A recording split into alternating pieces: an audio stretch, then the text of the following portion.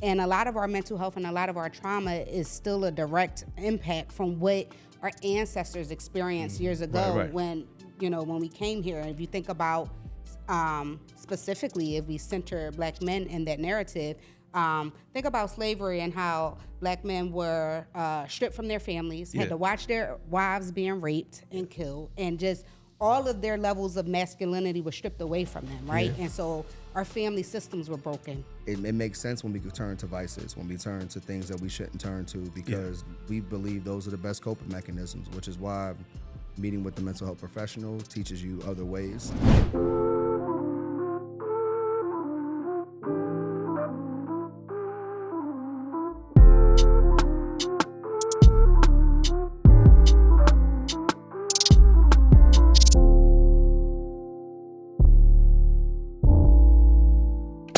And welcome, everyone. This is the Know Your Rights Camp podcast. I am your host, Sean Torre, and we are about to discuss the importance of mental health, y'all. Mental health, and we have two phenomenal speakers here. We are here in Philadelphia, by the way, for the Know Your Rights Camp of 2024. And we have two phenomenal good folks. And I'm going to start to the good brother on the far right of me, left of you, but you know far right of me. His name, good sir, is Kyle the Conductor. He's an educator, community organizer, and founding executive director for the Eco Foundation, 501c3. He briefly died after being shot 6 times in 2013 and has dedicated his second life to spread love and liberating people. My man, Kyle. And also, he's a good member of the coldest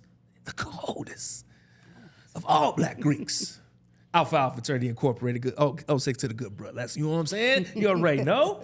Okay. Then we have to his left, my right, but still to your left, Miss Tasnim. You got it. Oh! I got it right. I got it right, y'all. Sulaiman. She is a founder and CEO of Black Men Heal and a licensed psychotherapist dedicated to improving mental health care access for communities of color, known as Taz. I love Taz. Taz. She is sought out after speaker and media contributor, featured on platforms like The Breakfast Club and NBC, and is actively involved in DEI consulting, currently developing programs to address health disparities through political determinants of health learning laboratory program at Morehouse School of Medicine. Ladies and gentlemen, we have Taz and Kyle. What's going on, y'all? Peace and love, What's family. up, y'all? Happy to be Welcome here. to Philly. Welcome, man. Yes. Now, I asked this to all my guests here in Philly. Which part of Philly y'all from? Y'all from the north? Y'all from the west? Where we from? I'm from North Side, but I rep Uptown now. Uptown. Is, different, but I grew up in North. Yeah. I grew up in north. Okay. I spent a lot of time in my childhood in Roxborough and Uptown, but I've been in my adult life, West Philly and Southwest Philly. Okay. Yeah. No, I understand it's a real thing around these parts. I want to make sure we get that right. Get it right. It is serious, yeah. So as we talk about mental health, especially in Black and brown communities, what's the best way for Black and brown youth to protect their peace despite the challenges? I always say the best way to protect your peace. What I love about our youth today is that they don't play. They don't play about that. They've created the cancel culture. They hold people accountable. And so what I say is be radical. You know what I mean? Like, be radical about protecting your peace the way you radical about your rights, and radical about making sure that you hold people accountable. And that I'm extremely radical about protecting my peace. Yeah. How about you, good sir? These young people have the answers, right? So you're asking us. I'm grateful to be a part of this exchange, but it's different for everyone. Yes. Right. Like, my sister likes to sleep it off. She'll be 16 soon. I know some people that prefer to limit their time on social media or on, watching television or things that can distract them. But I found, like, whether it's intentional isolation or it's intentional connection with other people that are their friends or family, so they can build community with and have them to lean on. So that's what I would suggest. There's no one way to do it. There's no cookie cutter answer. Right. But those are some tools that I found to be helpful for the young people around me. That's powerful. Yeah. So, Ms. Taz, I have a question for you. You have Black Men Heal, which is very important, especially around this time where we've been seeing we see a dialogue between Black men and Black women on what healing looks like, right? So can you share what inspired you to start Black Men Heal? And, Yeah. and also, how did you identify the gap in mental health services for Black and brown men? Right. So I've been a clinician for almost 20 years, and I was in private practice. And a lot of people would call me because I look like them. So like people find, if you go try to find a therapist, men would call, women would call, but specifically people of color call, and they will literally tell you, I chose you because you look like me. So I did know that, you know, Black and brown people, we tend to want to connect with people who can identify our unique cultural experiences. Right. But I had to turn a lot of people away because I didn't take insurance. So I was doing really well. You know, I had a really diverse practice, didn't take insurance. And we could talk about the broken healthcare system, but that's a whole nother That's a whole nother podcast. struggle Yeah, that's in a whole itself, nother too. story. Yeah, that's true. But I would feel really bad when I had to turn people away because they couldn't afford therapy. And therapy was over $100 a session. And I started to feel really complicit in that broken healthcare system.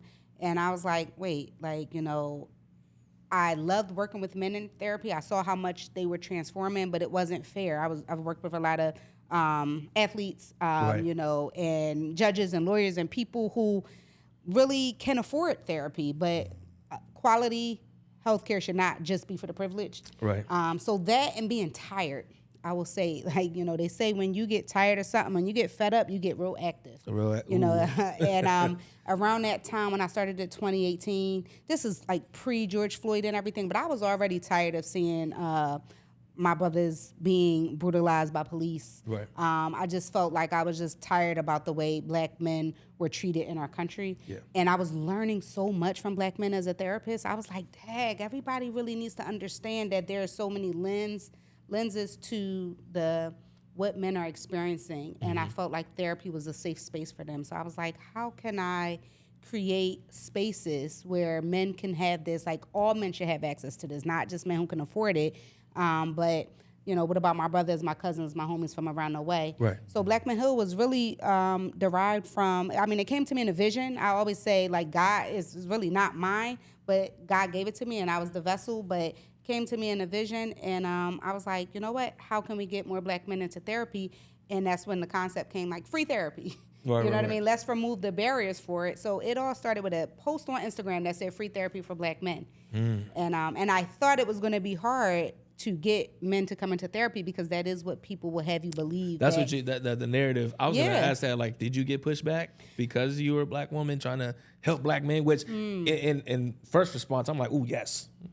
But did you get pushback? In the beginning, people didn't know that there was a Black woman behind it because I never made it you about didn't me. make I it. always made it about who I was serving. That's And I love. still do. So a lot of times I still meet people and they be like, I know Black Men Hill because we built a huge brand. They're like, I didn't Y'all- know it was a woman behind it. Yeah, I seen. That's why I'm like, I seen Yeah. it on social media. Like that's how I Right. first seen it. And I, you know, one of our guiding operating principles is humility. It's not mine. It's not for me and about me. I just Right. happen to be somebody who could be the vessel to bring it to life. But, you know, I want to say the gift and the curse was that Black men was ready. Because when I put that post on Instagram, we wasn't really ready infrastructure-wise. It was a Yeah. concept or an idea. We ain't had no money for 2 whole years. But we got flooded. And we got flooded with Black men writing about why they wanted to be a part of it. And one of them is sitting right here on my right. My man Kyle. Yeah, Black Men Hill saved my life. It was at a time where didn't have insurance, so I was going to a community health center for mental health services, 30-minute sessions of getting people in and out. They're not really too worried about doing much other than prescribing you medication, right? And it left a bad taste in my mouth that is related to therapy. And I happened to bump into Taz on the elevator, leaving the library. We had both started our nonprofits around the same time. And when I found out about the free therapy sessions, and you fill out this comprehensive document or application rather that asks you real questions about your needs. And I had to, for the first time, really think about what I needed, Right. Like what I needed mentally and emotionally. And then similar to a dating site, you know, the more honest you are, the better they can connect you with a mental health provider. So I was fortunate enough to be connected with my therapist, whom I met with from 2018 through as recent as earlier this year. You know, I meet with him maybe once or twice a year to just check in. He knows me probably the best. However, since then, you know, I've moved on to a different therapist. But, you know, if I can say anything to people out there listening, I encourage you, if you're in a state that Black Men Heal provides services for, sign up, get the help to the people that you need it, because when it's free, you know, those first 8 Free sessions, 99. it really changes the You game. said free 99? I said free 99. Yeah, free 99. Yeah. Yeah, no tax. So it was a beautiful experience. And after those 8 sessions, I decided to pay out of pocket. I learned that your mental health is worth the investment. So, thank you both for giving us that perspective of not only someone who serves the mental health service, but you as well getting those services that you needed as well. So, and you brought up something about how you got to a point you felt complacent within the system, right? But then you started seeing the disparities, correct? Yeah. So my next question is for both of you, but I want to hear from you first, Taz. Can you describe direct intersectionality between systematic racism and oppression and mental health? Absolutely. I think us as Black and brown people, everybody has mental health. Like, mental health is something that affects everybody, right? And it's super important. But I think us as Black and brown people, we have a unique experience in the world with our mental health, because we have unique traumas and stressors that other people don't deal with, and that is oppression and systemic racism, which have been around intergenerationally since slavery. And a lot of our mental health and a lot of our trauma is still a direct impact from what our ancestors experienced years ago when we came here. And if you think about specifically, if we center Black men in that narrative, think about slavery and how Black men were stripped from their families, had to watch their wives being raped and killed, and just all of their levels of masculinity were stripped away from them, right? And so our family systems were broken. And so, like, even if you think of, if you look at every era, if you go from slavery and then you go to civil rights, if you go to all of those eras, the commonality is that Black men were being stripped away. So even in the civil rights, or like it go through the crack era where Black men were going to prison and drugs. So a lot of broken systems. And so we have a lot of intergenerational trauma. A lot of us are born into trauma. It's just passed down to us. And so, and those things, as we know, still very much so exist today in our systems. And so those things impact our mental health greatly. And specifically Black men, and because they didn't have enough spaces to heal, and I felt like the world was really trying to destroy them. I really wanted to center them, and I wanted to make it all about them, because they don't have enough of those spaces. Ooh, that's real. Yeah. And to speak to that as well, I appreciate you bringing up the historical context, Taz. We are still an institutionally forgotten and structurally oppressed people. Yes. So when you look at socioeconomic status, so they call it structural oppression, and they base it on 3 factors. You're looking at educational attainment, you're looking at unemployment, or the employment rate rather, and you're also looking at the poverty line or income that those people are gaining from that employment that they may or may not have. The high concentrations of low income, unemployment, and a high school diploma or not are also the highest concentrated areas of violence, specifically gun violence. And if you look on a map, it's almost like you could swap out the colors or the dots or whatever for the homicides. It's all the same. So people aren't harming themselves and harming each other because they have their basic needs met. When you don't have your basic needs met, and when you're being treated poorly, and our schools are funded less than our police district here in the city of Philadelphia, and I'm sure this is happening all over the country, but when you have these things happening, you walk into your neighborhoods, and you see the way they look, you see the way we talk to each other. Those things have they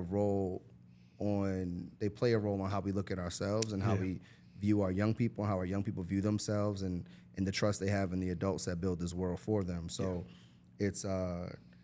it makes sense when we turn to vices, when we turn to things that we shouldn't turn to, because we believe those are the best coping mechanisms, which is why meeting with the mental health professional teaches you other ways that you can be healthy. And for those that can't make it, obviously, to connect with Black Men Heal, or our session that's going to take place at the camp. Yes, I encourage you to look in, do some quick Googles, talk to ChatGPT, Siri, somebody, and find out some healthy coping mechanisms for yourself based on your age and where you are and what you have access to.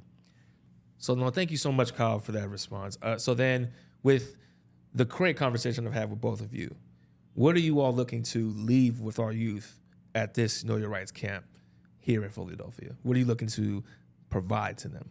with the knowledge you guys have on mental health. Yeah, we're excited to. We're going to be talking about our topic is called protecting your peace and the right to have a healthy mind, because this is all about knowing your different rights, and we want people to know that being healthy mentally is important part of your health. So we're going to be talking about mental health and teaching them about what is mental health and what is trauma, and teaching them about how a lot of things they're exposed to, like social media and our music and all the things that we ingest, how those things can impact our mental health. And we're super excited because we got some dope activities for the kids. And yeah, so it's gonna be super dope tomorrow. Let's go. Yeah. Kyle, sir? Yeah, I mean, the whole importance is to recognize the importance of keeping your crown up. So you have a responsibility to look at yourself as the most important person in your life, and what can you do for you so you can do for the rest of your community and ultimately lead to their liberation. So tomorrow we're going to give them tangible tools. We're going to make sure it's fun and entertaining, which is education plus entertainment, to give young people an experience that stays with them, gets them to take immediate action, and most importantly, remember to stay positive as they're navigating through this world that was not designed for them to succeed.